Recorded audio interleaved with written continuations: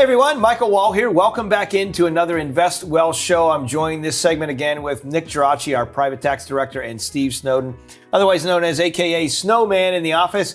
And we're talking about the idea of how do you bring together a great team in this series of discussing selling your business, maximizing the sale, keeping as much as you can.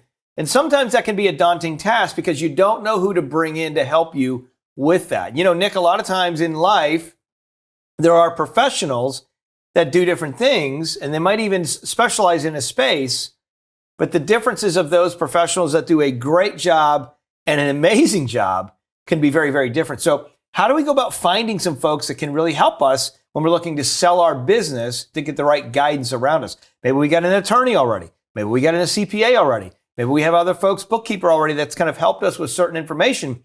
But how do we know that they have the ability to really help us understand true value and maximize the sell of a company? Well, first off, you're going to want to you want to make sure that you understand which roles and responsibilities each of these disciplines have. You want to be able to identify what they need to do so that you can start your selection process, right?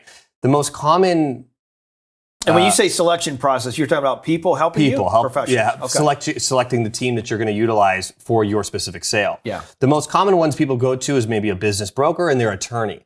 The fact of the matter is, neither one of them have the knowledge or know-how to effectively advise from the tax standpoint or from the investment standpoint. They're staying in their lane. They can be the best attorneys in the world, and we love collaborating with attorneys or whoever it might be that's already on your team. But the fact of the matter is, each individual person needs to stay in their lane, obviously working towards the same goal and collaborating to provide the best result. I know our team has worked on several of these cases in the past. One particular case comes to mind. And Steve, I think you know who I'm speaking of. This lady had been working in her industry for over 25 years. She came to us a little bit late in the game. She did not do the requisite planning. We weren't able to be involved in that pre-sale and during the sale stages. And she got an offer of around $30 million. The only counsel she received was from her own business attorney. Great guy, spoken to before, nice, everything's fine. But unfortunately, the way that this deal was structured, this $30 million sales price, after tax looks more like $16 million. Now, this had specifically to do with how that contract was drafted. The type and classification of how that sale price was allocated resulted in her paying the absolute highest amount of tax she possibly could have. And this is so important, Steve, because, you know, at the end of the day, it went back to a couple other segments that Nick and I did talking about the idea of like, hey, love to get a big exit price, but what am I really keeping, you know, at the end of the day? And so sometimes what may seem enticing, you know, instead of having 2 scoops of ice cream, I want 5, but then it runs all over your hand, and at some point in time, it's down your shirt too. Yeah, you know what I mean? exactly. Exactly. And, it's not working out. And what's the ultimate goal here for 90% of the people that sell a company? I want to be able to live off of this company the rest of my life. And Michael, I think that, you know, your story shares a lot of value to that. You've developed very successful teams. You've built and sold companies, successful companies. You've helped clients sell their companies. What have you found in the keys of building teams that can effectively do this well for the families that we serve? Well, I think the first thing is you always have to be agnostic with your views, Steve. I mean, it's a great question. I think, you know, when you take a look at the idea of selecting professionals, you know, as you guys know, I commentated nationally on CNBC, Fox, and Bloomberg for 6 years. I got a lot of insight to the financial industry. I got a lot of insight to different businesses I've coached and things. And so I think one of the things that I found is, unfortunately, too many people, because they're good-hearted, they're in a place where they put friendships over professionalism.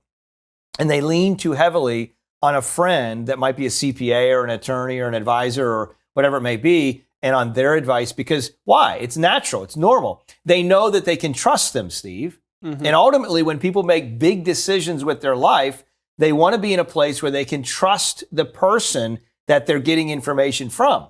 And so that's why they kind of in the beginning say, I trust this person. I can make a decision around what I'm going to do because I trust this person. That kind of elevates what they're saying in their mind versus what other people may say. However, that person might be well-intended, but they may not be the person that has the level of professional information that they need to make a good decision. Case in point, if I have a brain tumor, I might have a great doctor that I love, general practitioner, friend of mine. I've known him for years and years and years and years and years.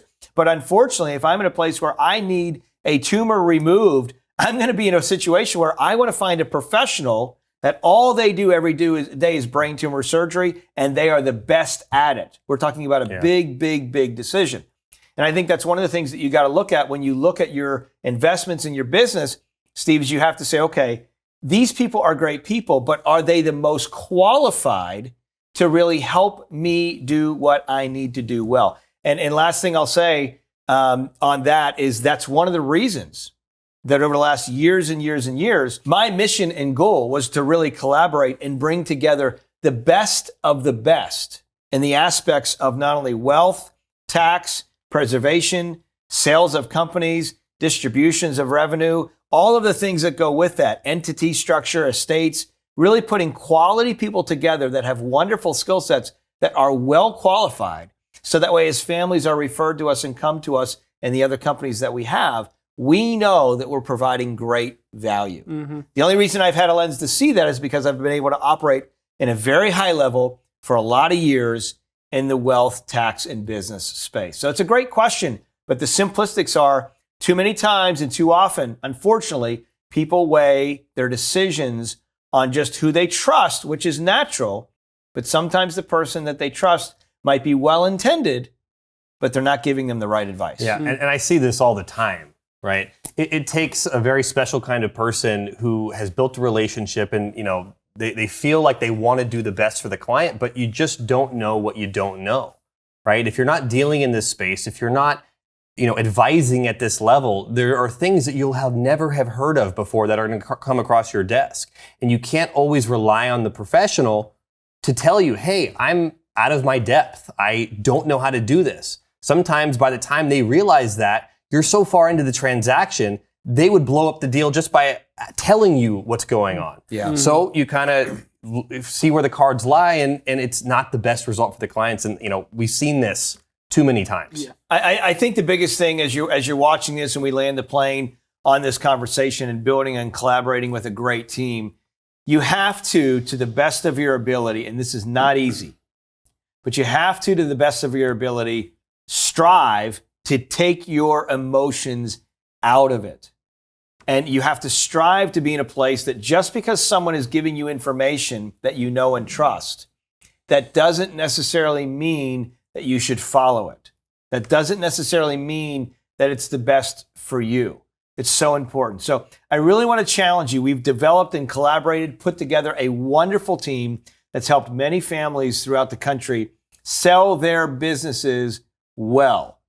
Click the links below, share your information, have a quick 10, 15-minute phone call just to see what it might look like for you to determine how can I improve my sale of the business that I've worked a lot of years to build and maximize it, not only on the way out, but also what you keep. Be blessed, and we'll talk to you soon.